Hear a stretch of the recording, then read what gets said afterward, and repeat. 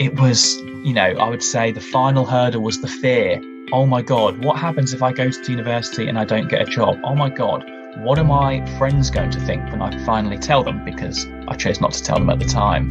What if it all fails?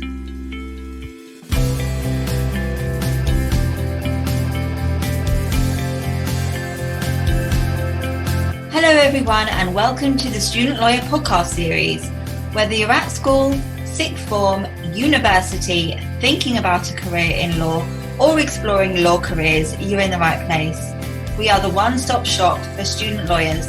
If you'd like to join the Student Lawyer as a writer, please email hello@thestudentLawyer.com. This podcast is brought to you by Feed Ignite. Welcome to the Student Lawyer podcast series. My name's Camilla and I'm a future trainee solicitor and current LPC student. In today's episode, I'm delighted to be joined by Darrin Carey, a future trainee solicitor at Freshfields and a former detective constable with 13 years experience in the police force. Darrin and I will be discussing how he successfully changed careers and leveraged his past experiences to land 4 vacation scheme offers and ultimately 2 training contract offers. So without further ado, let's welcome Darrin onto the show. Welcome to the Student Lawyer podcast, Darrin. Thank you for having me, Camilla. Really appreciate you inviting me to be on the podcast. Yeah, thank you so much for coming. Before we get started, I wondered if you could give the listeners a bit of an overview about your career history. Yeah, certainly. So I wouldn't consider myself a traditional applicant when it comes to seeking a career within the law. So a bit of background, I'm 34 years old, final year student at LSE Law and a future trainee at Freshfields. A bit of background about me, I guess. Yes, so I went to regular state school, got my GCSEs, but I never went to college or anything like that. I worked for a few years doing bits and bobs in retail and such. I would say sort of the usual jobs that you do when you're young. Sure. But at the age of 20, I applied to and joined the police. And from that point, spent the best part of 13 years in the police, where I worked on the front line. And then I did my detective exams, joined CID in the police, which is kind of your generic detective team, and then later on went to specialise into serious organised crime and then the murder squad. And I got to about 10 years in the police and decided that I wanted to do something different. So after a lot of research and doing some studying at home, I arrived at pursuing a career in law and found myself at university. Oh, that's such an interesting career history. So what actually made you decide to pursue a career in commercial law? So really, it would be fair to say that even when I was in secondary school, I was interested in being a lawyer.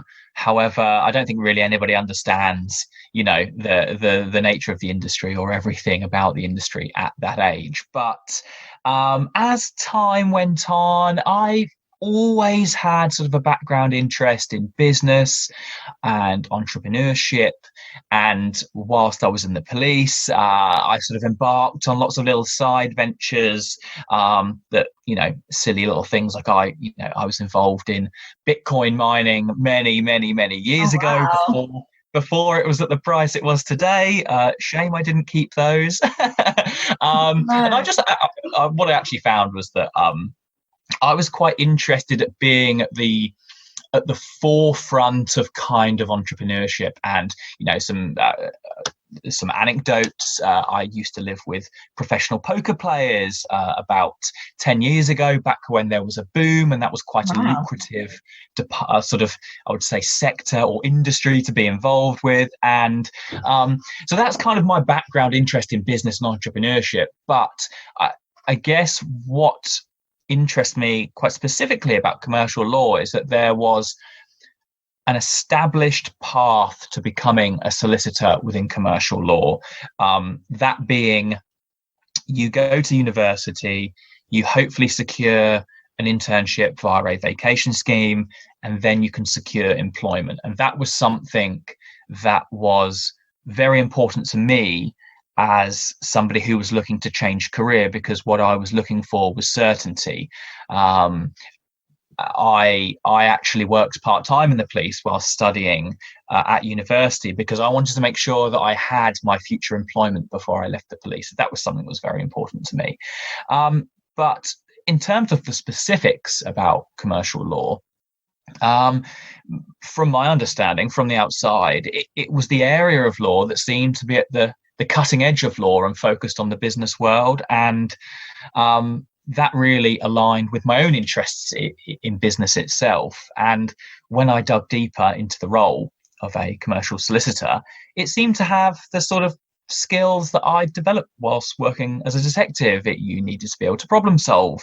You needed to be able to think outside of the box. You needed to be able to work under pressure. So these were things that I thought I would be able to bring to the role. And if I thought long and hard enough about my own experiences, I would be able to describe those to recruiters and hopefully show myself to be a great candidate.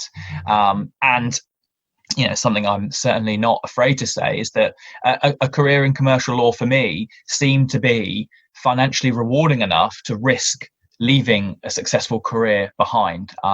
As a career changer, and to those that are listening, I'm sure anybody who's thinking about changing career will have concerns about the financial obligations that they have. And I don't think I could have justified to myself pursuing a career that was going to pay less money, for example. So that was another a key factor in pursuing a career in commercial law. Yeah, they're all really good points. And I think definitely people sometimes don't want to speak about the financial side of things, but I think it is actually very important, especially as a career changer. We've all got our bills to pay. So that is a realistic something that we do need to consider. So when you were actually in the police and you were thinking about making that jump to becoming a commercial lawyer, what do you think the biggest challenge for you was when you actually decided to pursue that path, and how did you overcome any challenges? Sure, yeah, and I don't want to speak on behalf of all of those who are thinking about changing careers. However, I highly suspect that they will have the same concerns that I did. So, I mean, the first challenge was, how on earth do I change careers? When you are well established in the career that you've pursued for some period of time, you are very clear on the path of progression. But, I had absolutely no idea at the start how I could possibly leave and how I could possibly change careers. So that was my first question. The biggest hurdle to start off with was, how do I change career? And really, I set about identifying how I could become a lawyer. And that involved looking at the qualifications that I needed, and what I needed to do, what I needed to study, how I could possibly secure this type of role. And once I had an idea of that, then you can begin to kind of build a plan for yourself. So, I mean, it was absolutely clear that I needed to have a degree. Whilst there are other routes to becoming a solicitor, that was the most established. So the first thing that I did really was to study at home, just to see whether I enjoyed it or whether I could do it. Because if that was the case, that I didn't, then clearly that career path wasn't going to be for me. And then I guess once I got over that point, it was, well, okay, studying is something that I can do, but if I really get down to the nitty gritty, how people become lawyers and what the most established path is, the sentiment to me seemed to be that you had a better chance of landing employment if you were at a good university. Whilst people join various firms from various different universities, I wanted to give myself the best opportunity. So I kind of, when I was studying, I really, really tried hard to get the best results that I could, and applied to the best universities that I could. So that was kind of the next hurdle that I had to overcome, was getting into a good university. I guess, yeah, the next hurdle that I found was the studying itself. I did it all at home. You really, really, really need to be motivated to do that. I'm sure you can speak on behalf of yourself about having to study in the evening, Yeah. having worked. It's very, very, very difficult. And it really requires a lot of motivation. So I would say that a significant barrier there is making sacrifices in your personal and social life to pursue that goal. You know, I had to turn down social events. I had to turn down holidays because I had to study, you know, and that's just something that I've had to do. But in the grand scheme of things, it's not a big sacrifice if you really, really want to pursue an alternative career. And it's, you know, in the grand scheme of things, only a couple of years out of your life. So that was kind of the next thing. And then when it came to actually sort of getting into university, it was, you know, I would say the final hurdle was the fear. Oh my God, what happens if I go to university and I don't get a job? Oh my God, what are my friends going to think when I finally tell them? Because I chose not to tell them at the time. What if it all fails? People looking at you and saying, hang on, you've got a career already. Why are you going to leave that behind? Why are you going to do something completely different? And you know, people think you're mad. So you've got to be able to convince them to do that, but it does affect your own thoughts as well, and it puts doubt in your mind. So you really need to be confident in what you're doing. But I would say, how do you overcome that? Well, it's just being committed, being motivated, and having a plan to succeed. Brilliant. I could definitely echo some of the points that you said there, having to kind of give up or just say, no, I can't come to this event because well, for me, it was writing applications. And then it was just always the fear that, you know, what if I'm just writing these applications forever and I just don't ever get there? But yeah, it's really good points. I just want to ask off the back of something that you said. You mentioned that you studied before you went to university. Was that A-levels or did you do a different course? Yeah, I did a different course. So when I was looking, you know, at how do I get into university? And by the way, not ashamed to admit this, at first, I just started emailing universities and just saying, hey, I've worked in the police. Can I apply to be on your university course? And they were all like, absolutely not. They were like, you need to show some recent study if we're going to accept you onto our course. And then that was kind of like, oh my God, I need to do a course. So at first I did look at doing A-levels at home. But after doing a bit of research on the internet, I found that there is a course called the Access to Higher Education course, which essentially gives you the equivalent of 3 A-levels, but through 1 year's worth of study in a specific area. And I think what that does is it allows you to show your academic rigor and whether you have academic study sort of in you at that age, but also whilst the course is shorter and it does give you the equivalent of 3 A-levels, it affords you the respect of your experience and time that you've had in the working world. So yes, whilst I certainly did less work than what A-levels were required, I was able to obtain results equivalent to having studied 3 A-levels. So to those who are thinking about changing careers, who do not have A-levels like me and who did not go to college, the Access to Higher Education course was excellent for me. And if you study it at a brick and mortar institute, I believe you can get a loan to cover the entire cost of the course, which will then be paid back by the government if you go to study at university. So it's an absolutely excellent route. I myself, I studied online via a provider and did it in the evenings, which was fine for me, and that worked for me. So that's what I did to get into university. Brilliant. Thanks for sharing that. It's really useful information. So let's move on now to actually applying for those training contracts. Firstly, congratulations on your training contract with Freshfields. That's absolutely amazing. Thank you. So it's no secret that applying for training contracts and vacation schemes is difficult. So what do you think is key to writing a successful training contract or vacation scheme application as a career changer? Sure. Okay. Well, I'll start off by saying the first thing that you shouldn't do, and that is take the process for granted. When I started thinking about my route into the legal profession, I started in the first year, and I could see that there were first year schemes available that provided a route into either having an internship via a vacation scheme, or in some instances being offered a training contract. And when I first started writing applications, I simply thought that my experience would carry me through the process, and I would be offered positions in a heartbeat. I can absolutely assure you that's not the case. Right. So I really had to work on that. And I think my first couple of applications that I wrote, which unfortunately looking back were the ones that were offering training contracts directly from the first years, were unsuccessful. So I really took a step back and revisited how you can write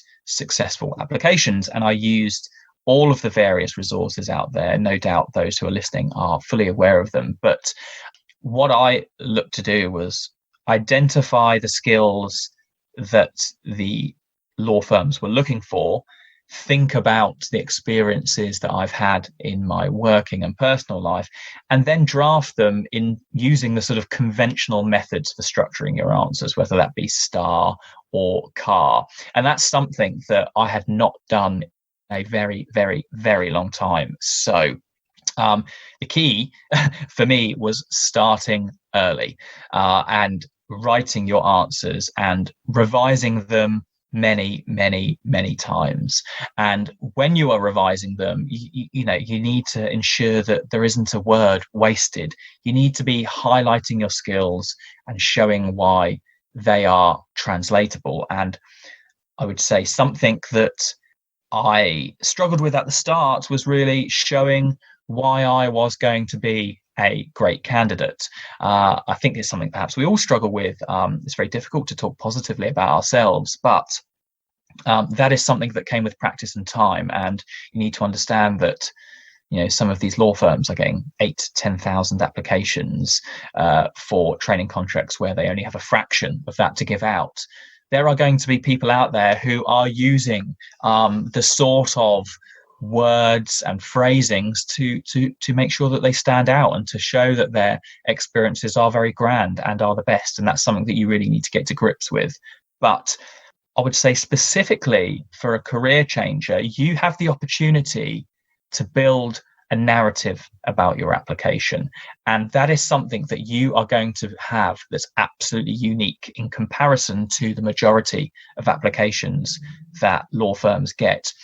You can show a story that shows why you have arrived at this point in time, why you are in front of the recruiter asking for a job. And by building that narrative, that is going to be much more persuasive and believable to the recruiter than simply saying, I have gone to university, I want to be a commercial lawyer, here is why. For me, I was able to trace back my interest in business and the law stemming from the financial crisis because I lived through it and I was working through it, and there were real world implications for me.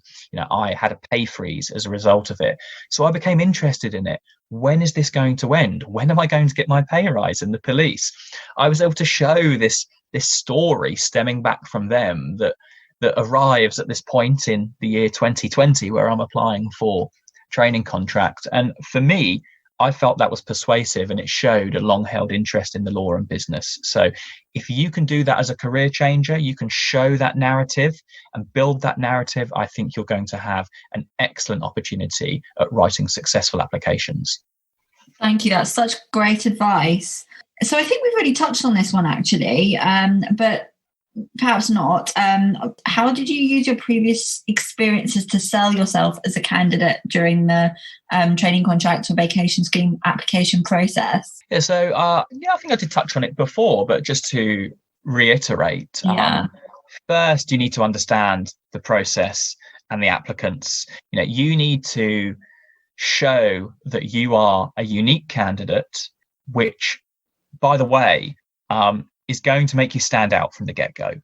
I have lost count of the amount of times that I've been interviewed, and when I start to talk about my journey and my story, the recruiter sits up, their eyes open, and I can see that they're engaged because it's probably something that they haven't heard that day, that week, or that month, which is a great opportunity for career changes. It means that they are listening to what you are saying. You are not simply saying that I've gone to college, I've gone to university, and perhaps giving some more of, the generic answers that they hear, whether they've been involved in the law society or sports teams, which, by the way, I don't undersell. It just gives you that opportunity to be saying something different, that you're going to have their attention, which is very, very important. And then at that point, that's when you can start to sell the quality of your experience. There is real substance to it. You've been in a workplace, you've achieved things, and you are able to provide that to them. But the most important thing when you're doing that is to contextualize the experience and the evidence that you are offering. So it's no good for me to say to recruiters, oh, I have conducted investigations. They were serious investigations. We went to court. People were found guilty. It was a really good investigation. That means absolutely nothing. You need to break it down to the core components, identify the translatable skills, those which are required to be successful in the legal profession, and then provide them to them. So rather than saying, I conducted investigations and then I took them to court, I can talk about the problems in the investigation, how I overcame them, how I thought outside of the box, how I came up with these solutions that had never been done before. Oh, and this actually relates to the work of a lawyer, when often you are presented with problems that require solutions that often have never been solved before. When you can draw that tangible link and contextualize the experience, that is what is going to make you stand out. Definitely. I think it's really important, like you said, and something that I almost sort of fell into the trap of is thinking that I needed to be doing things like law clinics and pro bono stuff because I thought that's what recruiters were looking for. But actually, shining a light on your more unusual experiences is definitely going to get recruiters' attention, I think. So yeah, that's a really good point to make. Is there anything that you did to help set yourself up for success that listeners might be able to replicate? Sure, yeah. So I saw my entire time at university as really an opportunity to secure a training contract. So I wouldn't say that I had a plan or that I had a roadmap, but I knew all of these kind of options that were available to me. So at the very start, I would say, to set yourself up for success, start early. That means going to events, going to open days, going to talks, research the process of becoming a solicitor, barrister, and look at the type of questions that are being asked of you. There are so many different resources out there on the internet. This is all easily available to you. So for me, I think at LSE we have like a careers section on the LSE intranet, and law firms would post all of their talks that they were doing. And the beauty of living in London, and I'm not saying this is an option open to everybody, but if you do live in London, there was really no excuse why of an evening I couldn't just nip to the law firm and attend their talk that they were doing. Going to those talks, it allowed me to get an understanding of the legal industry, what was going on in it, but most importantly, it gives you a tangible experience to talk about in your application that you're going to make, which is very, very important. And I'm absolutely certain that those who are listening have tried to write applications without ever being to the law firm before. I've done it. It's very, very, very difficult. So that's something that's really, really good. Get yourself a timetable for applications. Identify what firms are rolling, what firms are not rolling. Identify the firms that you are interested in, and then start writing your answers as early as possible. For me, I started applying in year one for first year schemes. At the end of the day, if I was unsuccessful, that's no problem at all, because at least I've got a base answer from which I can work on and revise and apply again in the next year. I've seen friends who didn't do anything in the first year, didn't do anything in the second year, and have set themselves the task of getting a training contract in their final year of university. It's not impossible, but they had to start from having no answers to any of the questions. And it was just very, very, very difficult. So the easy route really is to start early. And that includes as well, not only writing your answers, but also developing the fabled buzzword in commercial law, and that being commercial awareness. I'm not saying you need to read The Economist every day or read the FT every day, but I firmly believe that you can't cram commercial awareness. It's something for me that took time, and I'll be honest with you, I had absolutely no interest in spending 4 hours reading the Financial Times every day. But what I did do is on my commute to work every day, 25, 30 minutes, I would listen to a podcast or two. And slowly over time, even through osmosis of just listening to things, I slowly became aware of what was going on. And I thought, you know what? Oh, actually, I started to link stories together. So again, just start that early. You don't need to spend a week before an assessment centre cramming The Economist when you could just spend 10, 15 minutes a day with a podcast. That would be my advice in regards to that. And then once you've got past the application process, when you get to assessment centres, if you want to be successful, for me, I would say you need to be both confident and relaxed, which is very, very, very difficult given that your future career is on the line. However, as a career changer, it is highly likely that you have gone through something similar to this in the past. You know, if you've worked in the past, you've definitely done an interview at some point. For me, the police do quite a similar recruitment process where you write an application, you do an assessment centre, you are then interviewed. So it's something that I was familiar with. That didn't stop me being nervous, but I always approached assessment centres with a smile and to try and be relaxed as I could, because you've been here before, you can do it, and you just got to be confident in yourself. Fantastic. I really like the advice, well, all of it, but specifically about starting early, because for me, I know that when I was writing my applications, it took me ages to think of examples for competency-based questions. I'd be thinking, when is the time I've done this? And it would take me ages it would take me ages to work it out. And sometimes it'd take me up to a week, and it wouldn't be until I'm like driving down the motorway somewhere, I think, bingo, I've got it. So it's not easy. And if it was easy, everybody would do it. It does take time, and I was thinking to myself, I've got 13 years experience in the police. How can I not think of something that I've done that shows this, or that? It requires a lot of thought, and actually the earlier you start, the better. And carry a pen and paper around with you if anyone's listening, because honestly, for me, the experiences just sort of came to me when I wasn't trying to think. So it's well, I would get my phone out and quickly write a note on my phone about, oh my God, okay, I've just thought of something wild. Or you know what, actually, this is slightly anecdotal. I would spend time with friends at university, and they were very, very good with applications and such.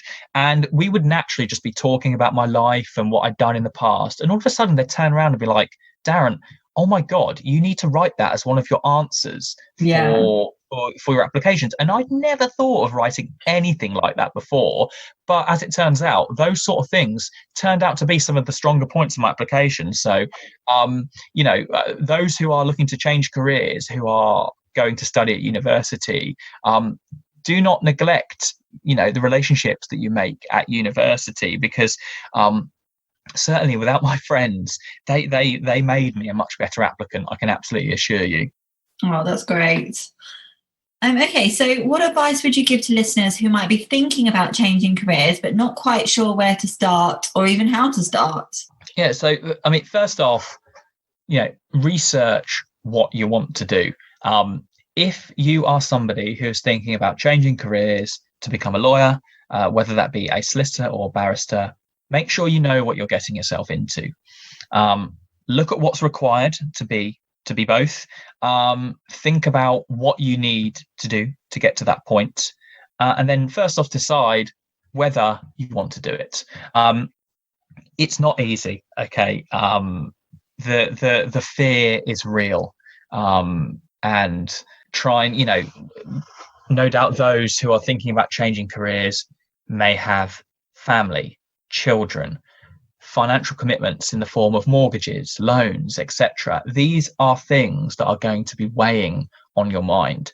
What I actually did is so my main commitment at the time was a mortgage on a property, and I knew that my mortgage was X, and when I looked at my student loan, it essentially covered my mortgage. So I knew if I just got a student loan and I wasn't working, I could at the very least live under a house under a roof. So that was kind of, for me, that one of the biggest concerns that I was able to sort out quite quickly, and I would encourage everyone to do the same. The next is, if you are thinking about doing it, just do it. Okay. It's very, very easy to talk about wanting to change careers or being interested in it, but just crack on with it. That what I wish, I spoke about this, Camilla, for years, probably since I was about 26, 27. I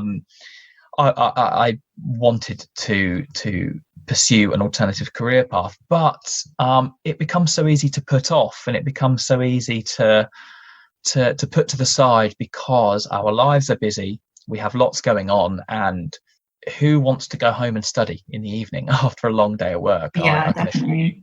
Probably not many people. I certainly didn't want to do it. So just cracking on and doing it. But if you are thinking about it, I would say start sooner rather than later, because that's actually my only regret. Okay. To be honest with you, but there are lots and lots and lots of resources out there on the internet for you. At the time, I think my main resource was the Mature Students Forum on the Student Room, where there's a dedicated forum, and I arrived at that forum asking questions such as, how can I study A-levels at home? And then all of a sudden, people were like, you don't need to study A-levels at home to get into university. You can just do an access course. And it was like, whoa, all of a sudden, what the hell is this access course? And people were like, well, okay, look at this. There are lots of people out there who are willing to help you. And still to this day, I get lots and lots of messages on that forum asking about changing careers and access courses and such like that. And it's surprising how many people out there who would be willing to help you. So embrace all of that sort of knowledge and resources that are out there to assist you in your own sort of career change journey. Yeah, I think it's really nice how people are so helpful. I don't know if this is all industries, but from my experience, changing careers myself, I found people in the legal industry extremely helpful. So that's definitely a good thing about going into law anyway. So my final question, is there anything that you would have done differently if you could start the process all over again? I think I maybe briefly mentioned it in my last question, but if I was going to do something differently, I would have started 10 years ago. Right. And to anybody who's thinking about changing careers, who's listening to this, I bet this isn't the first time you thought about changing careers. It's probably like a staged process. The first time you think about changing careers, you think about changing careers. The second time you think about changing careers, you perhaps do a little bit of research about it. A year passes by, you think about changing careers again. You've done a bit more research. Okay, you've thought about, how could I do this? This is probably something that goes through about 5 or 6 revisions. It certainly did for me, until you arrive at the point where you finally take the plunge and do something tangible. And for me, that was enrolling on a course that I had to pay for, that I needed to study. And if I didn't do it, I was going to lose all that money, So that was kind of the first point. But that took probably 6 to 8 years for me to get to that point.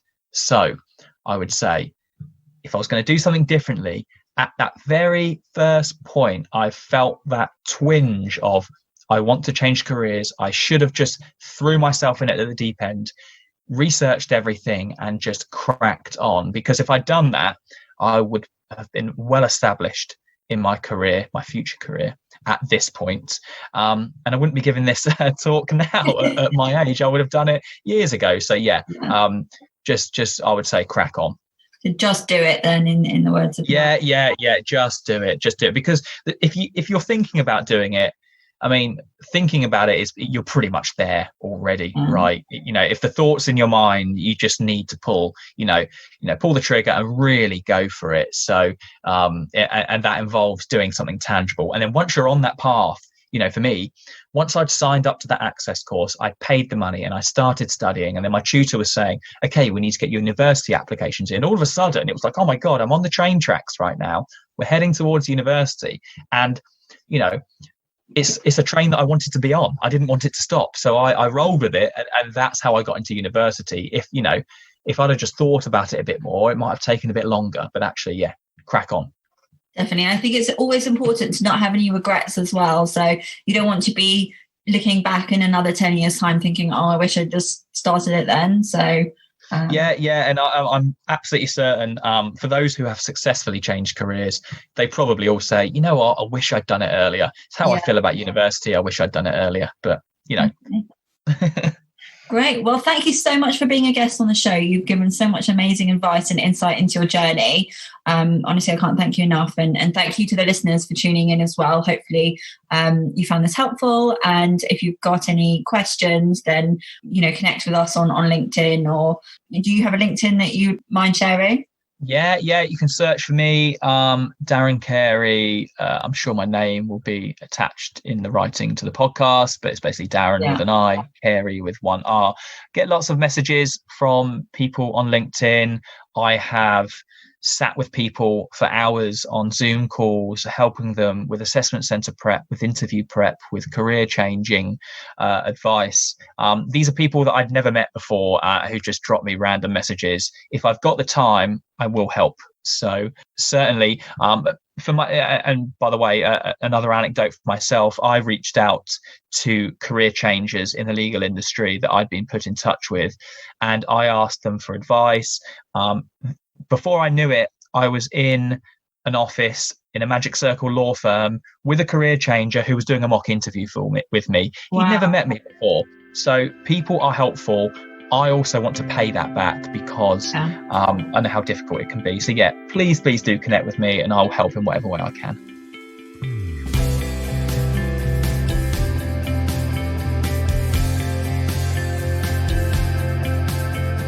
To hear more of the Student Lawyers podcast, hit the subscribe button and leave us a star rating and review. If you would like to join the Student Lawyer as a writer, please email hello@thestudentlawyer.com. We'd like to thank Felix Knight for producing this podcast today.